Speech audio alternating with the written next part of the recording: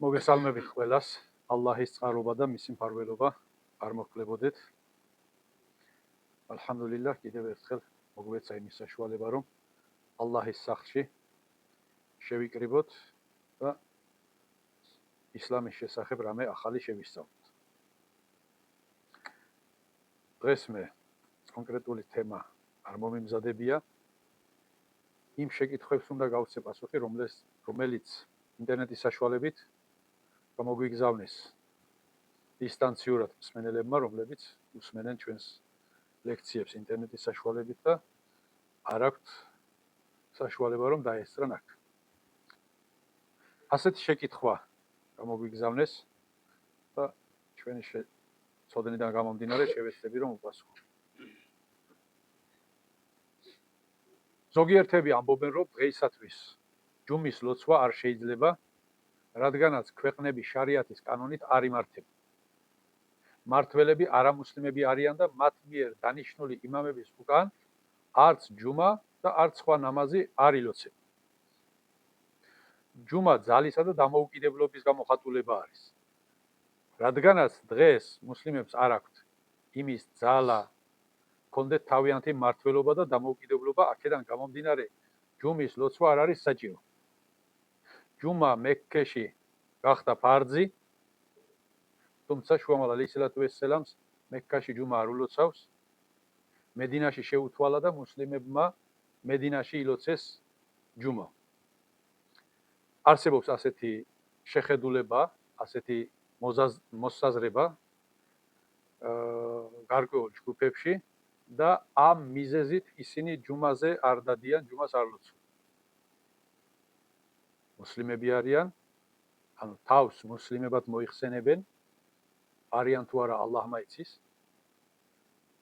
და ამ მოსაზრებით ჯუმაზე არ დადიან. ეს ასეთი შეხედულებები მარტო საქართველოში არა, სხვა ქვეყნებშიც არის, გარკვეულ მარგინალურ ჯგუფებში, რომლებიც ამ მიზეზით ცდილობენ გაამართლონ, რომ ჯუმა არ ილოცება, ჯუმის ლოცვა არ არის დღევანდელ პირობებში არ არის სავალდებულო. ნებისმიერ ილმი ჰალის ან ფიქრის წიგნს თუ გადავშლით ჯუმის საკითხთან დაკავშირებით და ვნახავთ, იქ წერია, რომ ჯუმა ფარძია ყველას დასრულ და გონიერ მამაკაცს. მამაკაცზე ფარძია, ქალებისთვის სუნნეთია. ანუ ქალსაც შეუძლია დაესწრას და ილოცოს ჯუმა. პრობლემა არ არის, მაგრამ ქალისთვის არ არის სავალდებულო. ქალისთვის სავალდებულო არის შუადღის ლოცვა. თუ ჯუმას დაესწრებიან და ჯუმას ილოცავენ, ამ შემთხვევაში შუადღის ლოცვა არ სჭირდება. ყველა მამაკაცისთვის ფარძია, რომელიც არ არის მგზავრი. მგზავრი თუა, მგზავრსაც ეს ფარძი მოხსნილი აქვს. თუ სადაც იმყოფება წასული არის სტუმრად, იქ თუ არის იმის საშუალება, რომ მეჩეთია, ჯემაათია, ჯუმას ლოცულობენ, შეუერთება და ილოცებს. მაგრამ თუ ვერ ილოცებს, თქვათ, წასულია თავისი საცხოვრებელი ქალაქიდან 90 კილომეტრით და უფრო მეტით შორს, მას ჯუმის ლოცვის ვალდებულება მოხსნილი აქვს, მხოლოდ ილოცავს შუადღის ლოცვას. აი ეს პიროვნება, რომელიც არ არის მგზავრი, არ იმყოფება პატიმრობაში ან ტყვეობაში. ანდაც ჯამთელობის მდგომარეობა არ უშლის ხელს. მისთვის ყველა მამაკაცისთვის ჯუმა არის ფარძი. და ეს ფარძობა, ანუ ფარძი ნიშნავს სავალდებულოს, აუცილებელს. ეს სავალდებულოობა მტკიცდება ყურანით, სუნნეთით და უმმეთის იჯმაით, უმმეთის ერთსულოვანი აზრითა და პოზიციით, რომ ჯუმა არის ფარძი. წმინდა ყურანში ამის შესახებ აიათი არის სურა თვითონ, ამ სურასაც ჯუმა ქვია, იქიდან გამომდინარე დაერქვა სახელად სურა ჯუმა, რადგანაც ჯუმის შესახებ ბრძანებებს შეიცავდა ეს სურა. ამ სურას მე-9 აიათში ალლაჰ სუბჰანაჰუ ვა თაალა ბრძანებს, რომ ია ეიუჰალლაზინა ამენუ, ey თქვენ რომელთაც ირწმუნეთ, იზა ნუდია ლის-სალატი მინ იაუმილ ჯუმ'ათი, როდესაც ნამაზისთვის მოგიწოდებენ. ნამაზისთვის მოწოდება რა არის? ეზანი. ჯუმა დღეს. فَاسْعَوْا إِلَى ذِكْرِ اللَّهِ وَذَرُوا الْبَيْعَ მიატოვეთ ყოველგვარი ვაჭრობა, ყოველგვარი საქმე სამსახური და გაიქეცით. სირბილით, წადით, ანუ მიისწრაფეთ. ალლაჰის სადიდებლად, ალლაჰის სახსენებლად.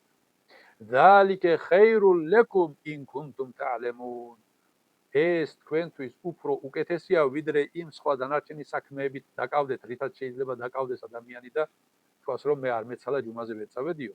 იმ ყველაფერზე უფრო ხეირიანია ეს, ასე რომ მოიქცეთ თქვენთვის, თუ კი თქვენ გაცნობიერებთ და გეცოდინებათ ამის შესახებ. ალლაჰ სუბჰანაჰუ ვა თაალა ბრძანებს და აქ ალლაჰი სუბჰანაჰუ ვა თაალა არ ბრძანებს, რომ როდესაც თქვენ გექნებათ ისლამური მმართველობა, მაშინ გაიქეცით ჯუმის სალოცავად თუ არ ბრძანებს. ალლაჰ სუბჰანაჰუ ვა თაალა არამედ ყოველგვარი პირობის გარეშე განზოგადებით ბრძანებს, რომ ჯუმა დღეს ეზანის ხმას რომ გაიგებთ, გაიქეცით ჯუმის სალოცავად მეჩეთში. ეს არ არის პოლიტიკური ნამაზი და ზოგიერთები ნუცდილობენ მის პოლიტიზირებას. ასევე შუამალ ალეისალათუ ვესალამისგან ძალიან ბევრი ჰადისია გადმოცემული ამ თემაზე, რომელიც ახლა რომ ყველას ჩამოთვლა აქ დავიწყოთ, შორს წაგვიყვანს. თუმცა არც ერთ ჰადისში მსგავს პირობა შუამავალი სალლალლაჰუ ალეიჰი ვესალამ არ აყენებს. მსგავსი პირობა არ არის, რომ ან აუცილებლად ჯუმა ილოცება ისლამის მართლობის ქვეშ, ან მართველი მუსლიმი უნდა იყოს, მართველის ნებართვა უნდა იყოს და ასე შემდეგ, ასეთი პირობა არც ერთ ჰადისში არ არის. მათგან ერთ-ერთი ჰადისებიდან ერთ-ერთი, ალბათ ყველასათვის ცნობილი, მენ თერეკე თელასე ჯუმაინ თეჰაუნენ ბიჰა ტაბა ალლაჰუ ალა ყალბიჰი ვინც სამ ჯუმას მიატოვებს უგულისყურობით, რომ ნიშნულოვნად არ ჩათვლის ამას. და აქედან გამომდინარე მიატოვებს სამ ჯუმას, ალლაჰი მის გულს დაბეჭდავს, ბრძანებს შუამავალი სალლალლაჰუ ალეიჰი ვესალამ. სწორედ ეს ხალხი ამბობენ, რომ ჯუმა არ არის ფარზი, არ არის მნიშვნელოვანი და არ არის საჭირო ამ ჩვენს პირობებში მისი ლოცვა. შუამავალი ალეისალათუ ვესალამის მხრიდან ასეთი გამაფრთხილებელი სიტყვები, სხვადასხვა ვერსიები გვაქვს. მაგრამ არც ერთ ვერსიაში არ არის ის პირობა წამოყენებული, რომელსაც ეს ხალხი ამბობს. კი ბატონო, ჯუმა ვიდრე შუამალ ალეისალათუ ვესალამი ჰიჯრეთს გააკეთებდა და მექქადან მედინაში გადავიდოდა, მანამდე ფარზი იყო. მანამდე შუამავალმა სალლალლაჰუ ალეიჰი ვესალამმა შეუთვალა და მედინაში მყოფმა მუსლიმებმა მანამდე დაიწყეს ლოცვა. შუამალ ალეისალათუ ვესალამმაც ჰიჯრეთი რომ გააკეთა, მედინაში შესვლამდე, მედინას მახლობლად დაახლოებით 3-4 კილომეტრით მოშორებით, სოფელ ყუბაში შეიარა და იქ ჯუმა ნამაზი ილოცა და შემდგომ მედინასკენ გზა გააგრძელა. თუმცა არც ერთ ამ შემთხვევაში ჯერ უკვე მუსლიმებს სახელმწიფო და მართველი და ასეთი სტრუქტურები არაფერი არ ქონდათ ჯერ კიდევ ასეთ პირობებში. მექაში რატომ არ ლოცულობდნენ? მექაში მუსლიმების გაჩერების საშუალებას არ აძლევდნენ. მექქადან ფაქტიურად მუსლიმები გაიქცნენ ორჯერ ეთიოპიაში გადასახლდნენ. იმდენად შევიწროებული იყვნენ წარმართების მხრიდან. შუამავალ სალლალლაჰუ ალეიჰი ვესალამ თვითონ გაიპარა, ვიცით ახლა ისტორია და ასე შემდეგ. შუამავალ ალეისალათუ ვესალამი აბუ ბექირთან ერთად მექქადან გაიპარა. წასვლის საშუალებასაც არ აძლევდა. ჩვენ ვიცით სხვადასხვა გადმოცემებით, რომ შუამავალ სალლალლაჰუ ალეიჰი ვესალამ როდესაც ქააბასთან მისული ლოცულობდა, აქლემის ნაწლავები მიიტანეს და თავზე ზურგზე დაადვეს. გამოახურეს მუშრიკებმა, რომ მისთვის ლოცვაზე ხელი შეეშალა. როდესაც მუსლიმთა რიცხვი 50 თუ რაღაც ასეთ მცირე რიცხვს მიაღწია, შუამავალმა საჰაბეებს კითხა, რომ რომელი გავადა ქააბასთან ხმამაღლა ყურანს რომელი იკითხავს. აბდულლაჰ ბინ მესუდმა წარმოგვიდგა, რომ ია რასულულლაჰ მეწავალ. აბდულლაჰ ბინ მესუდი ახალგაზრდა იყო, ტანმორჩილი, სუსტი აღნაგობის ადამიანი იყო და შუამავალ ალეისალათუ ვესალამს არ უნდოდა მისი გაგზავნა, მაგრამ მისი დაჟინებული მოთხოვნის შემდეგ მან წავიდა ქააბასთან ყურანი იკითხა და ამაზე გაბრაზებულმა მუშრიკებმა ისე გალახეს, რომ თავპირდასისხლიანებული მიიყვანეს შუამავალთან სალლალლაჰუ ალეიჰი ვასალამ. შუამავალმა უთხრა, ხომ გითხარი, შენ არ წასულიყავ, ცოტა უფრო ჯანიანი და შეძლებული ვინმე წასულიყო, მე ის მინდოდაო. ალლას ვიცავარ, შენ რომ კიდე მითხრა, კიდევ წავალ. ოღონდ მე ალლაჰის სიტყვა ავამაღლო, ალლაჰის სიტყვა გავაჟღერო, უკან არ დავიხევა, ის არაფერი არ არის შემთხვევით. ანუ ასეთ პირობებში ცხოვრობდნენ მუსლიმები და იქ ჯუმა როგორ უნდა ელოცა. ანუ არ იყო პირობები, არ იყო თავისუფლება. ლოცვის თავისუფლება არ ჰქონდათ მათ და შესაბამისად ლოგიკურია, რომ ჯუმა მექაზე ადრე მედინაში შესრულდა პირველად ჯუმა ნამაზი. მედინაში ჩაეყარა პირველ მეჩეთს საძირკველი. რა თქმა უნდა, ქააბა იყო, მაგრამ ქააბა ჰაზრეთ იბრაჰიმ ალეიჰის-სალამის და მისი ვაჟის მხრიდან აშენებული იყო და იქიდან დარჩენილი იყო. ისლამის პერიოდში შუამავალ ალეიჰის-სალამის შუამავლობის მოვლენებიდან და ყურანის ქადაგების დაწყებიდან იმ პერიოდში პირველი მეჩეთი მედინაში აშენდა. მანამდე მეჩეთი არ იყო ჯუმისთვის სალოცავი სივრცე, ჯუმის სალოცავი სივრცე არის მეჩეთი. ჯუმა ყოველთვის ილოცება ჯამეში. ჯუმა ყოველთვის ილოცება ისეთ სივრცეში, სადაც უსაფრთხოა გარემო, სადაც ლოცვის შესაძლებლობა ეძლევა მორწმუნეებს და ასევე ჯუმის ლოცვის სალოცავი სივრცის ერთ-ერთი პირობებიდან ერთ-ერთი არის ის, რომ ჯუმა ყველასათვის ღია სივრცეში უნდა შესრულდეს, როგორიც არის მეჩეთი. დღეს ვხედავთ სხვადასხვა ადგილებზე ჯუმას ლოცულობენ ოფისებში, კურსებში და სხვადასხვა დაწესებულებებში. თუმცა ეს არის კერძო საკუთრება, რომელიც არ არის ღია ყველასათვის. ნებისმიერ მომენტში შეუძლია ხელმძღვანელს დაკეტოს კარი და თქვას, რომ დღეიდან აქ ჯუმა აღარ ილოცება, მიბრძანდით მეჩეთში და ილოცეთ.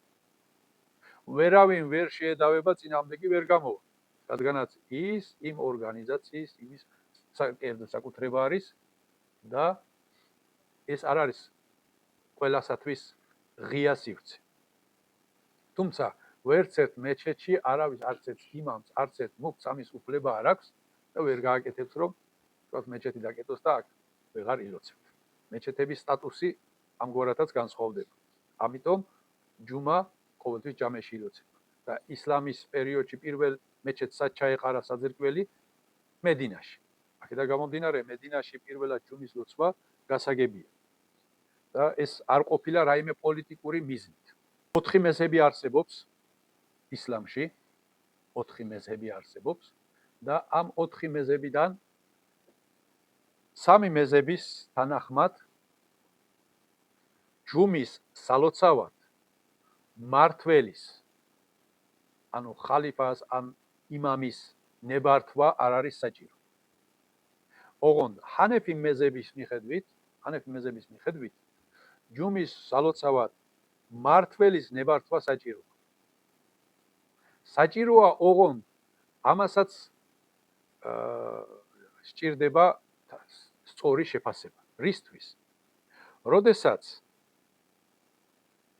მუსლიმებს ყავს თავისი ხელმძღვანელი, წინამძღვარი, ეს შეიძლება იყოს სახელმწიფო მმართველი, თუ კი მუსლიმია და ისლამის წესებით მოქმედებს და მუსლიმთა ინტერესებს ითვალისწინებს, რატომაც არა. თუ არა, თავიანთ ამ წრეს, ამ მრევლს, ვინც ყავს ხელმძღვანელი, ხელმძღვანელად არჩეული, რომელიც მათ ინტერესებს ითვალისწინებს, მისი ნებართვა, მისი შეხედულების გათვალისწინება საჭიროა. რისთვის? იმისთვის, რომ არ მოხდეს ქაოსი, იმისთვის, რომ იყოს წესრიგი, რომელიც ითვალისწინებს მუსლიმთა ინტერესებს და შეაფასებს მდგომარეობას. თუ მოთხოვნა არის სწორი და საჭირო, თქვათ, ცალკე ჯუმის ლოცვისა, მისცემს ამის ნებართვას. თუ შეხედავს და შეაფასებს, რომ რაღაც განხეთქილებას აქვს ადგილი და საჭიროებიდან გამომდინარე კი არა, რაღაცა განსხვავებული ხედვები, იდეოლოგიებით შეპყრობილი გარკვეული ჯგუფი აპირებს, რომ გამოეყოს ჯემაათს და ცალკე თავისებურად რაღაცა განხეთქილება შექმნას ამ შემთხვევაში რა თქმა უნდა მას ნებას არ მისცემს მართველი. ან კიდევ მეჩეთში მოყრილ ჯემაატს შორის შეიძლება მოხდეს უთანხმოება რომ არა ჩვენს მიერ ერთი მხარის მიერ მოწონებული პირმა ალოცოს გაუწიოს წინამძღვრობა ჯუმაზე ან მეორე ჯგუფის სხვადასხვა ჯემაატები ხომ არსებობს. ერთმა თქვას რომ იმამი ჩვენი ჯემაატიდან იყოს, მეორე თქვას ჩვენიდან იყოს და ამან გამოიწვიოს ქაოსი და არეულობა საზოგადოებაში, ხო?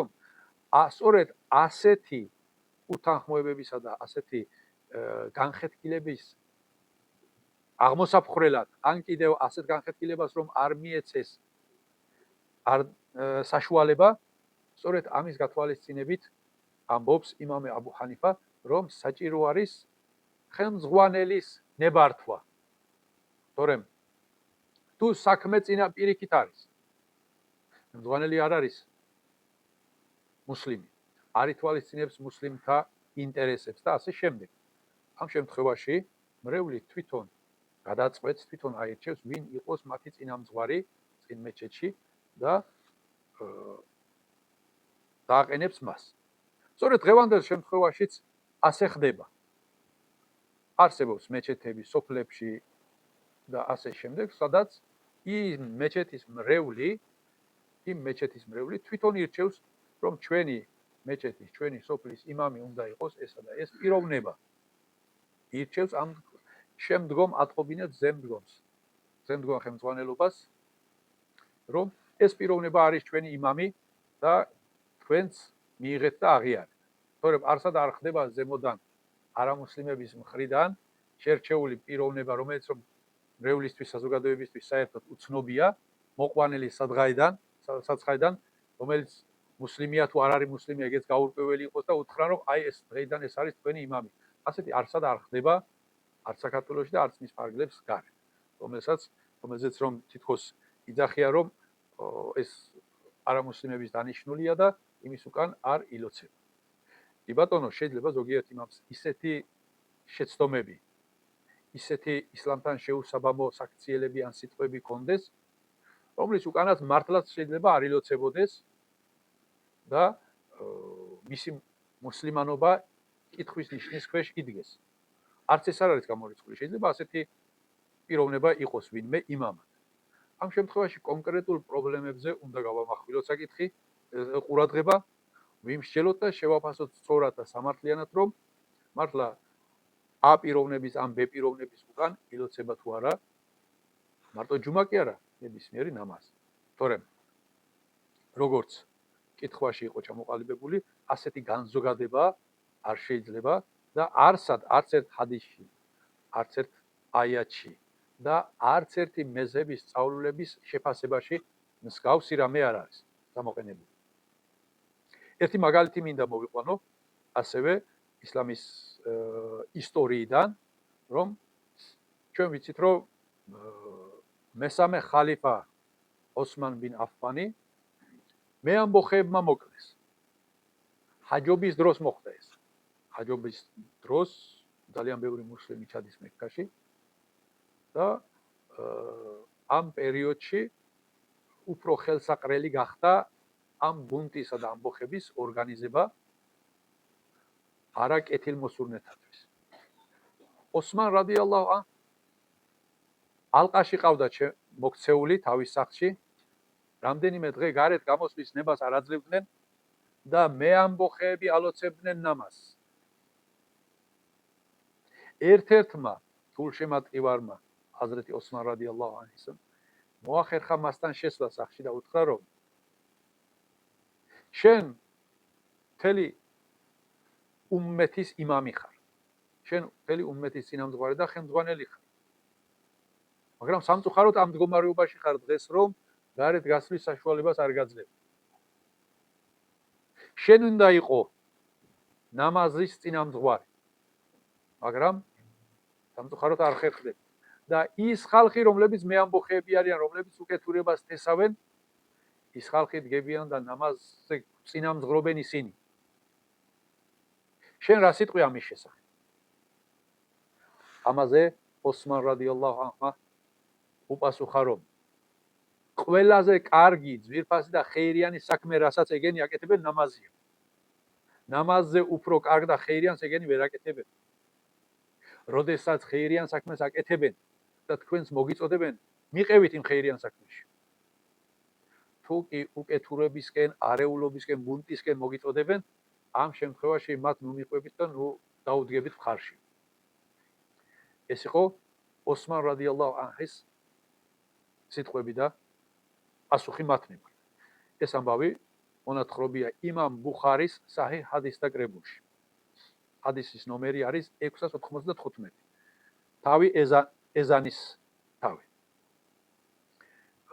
ვინც ამ თემით манипуლირებენ, ალბათ ექნებათ იმდენი ცოდნა, რომ ნახავენ გადაშლიან ბუხარის საჰი ჰადისთა კრებულს და ამ ჰადისს დაიკითხავენ. ისევ იგივე იმ მოვლენებთან დაკავშირებით იმავე დღეებში. ჩვენ ვიცით რომ ჰაჯობაზე ყურბან ბაირამი არის და ბაირამის ლოცვაც. ბაირამი იმ დღეებში, როდესაც ოსმან რადიალლაჰუ ანჰს არ მიეცა მის საშუალება ბაირამ ნამაზი და ჯუმა ჰაზრეთი ალი რადიალლაჰუ ანჰმა ლოცვა. და არანაირი გადმოცემა არ არსებობს რომ ოსმან რადიალლაჰუ ანჰმა იმას ნებარ მისცა რომ გადი და ჩემს მაგივრად შენ ჯუმა ალოცვე ან ბაირამი ალოცვე. არც ერთ საჰაბეს წინააღმდეგობა პრეტენზია არ გამოუწევს, რომ მართველის ნებართვა არის საჭირო და ასე შემდეგ. ანუ მართველის ნებართვა, როგორც აღნიშნეთ, ჰანეფი მეზების ფიქრის სწავლულების იჯთიჰადით არის რეკომენდირებული, რომელიც მიზნად ისახავს გარკვეული პრობლემების აღმოფხვრას და იგნორირებას. აქედან გამომდინარე, ჯუმა მნიშვნელობა არ აქვს სახელმწიფო რაწესით იმართება საქართველოშიც, თურქეთშიც, არაბეთშიც, ევროპაშიც, სადაც ამის თავისუფლება არის. მაგალითად კომუნისტური რეჟიმის დროს ამის თავისუფლება არ იყო. იმ პერიოდში ხალხი ცხოვრობდა როგორც შუამაღლისაცის ჰადისებში ანათქვამი რომ თუ ის ტყვე არ არის, თუ ის მონა არ არის, პატიმარი არ არის და ასე შემდეგ, მასზე ჯუმის ფარზი ვრცელდება, სწორედ იგივე ჰადისით შეგვიძლია ვიმხელმძღვანელოთ იმ დროში ხალხი ცხოვრობდა ფაქტიურად ტყვესავეთ და პატიმარით. შეიძლება 4 კედელში არ იყო გამოკეტილი, მაგრამ ასე რომ ეზანი გეკითხა, ხუთბე გეკითხა, ჯუმა გელოცა, ალბათ დახრიტავდნენ მთლიან ჯემაათს. დღევანდელ პირობებში გამჩენილმა ამერთმა მოგცა იმის საშუალება, რომ იმ რთული პერიოდიდან ამ თავისუფალ პერიოდამდე მოაღწიეთ. აქედან გამომდინარე, ვილოცოთ ჯუმა და არა უყვეთ ერთეულების რაღაც წამოძახილებს და დაუსაბუთებელ აზრებს. რადგანაც ასეთი ჰადისი, აეთი, რამე არგუმენტი არ არსებობს. მთელი უმმეთის იჯმა არის ამ თემასთან დაკავშირებით, რომ ჯუმა ყოველთვის ფარზია ყიამეთამდე.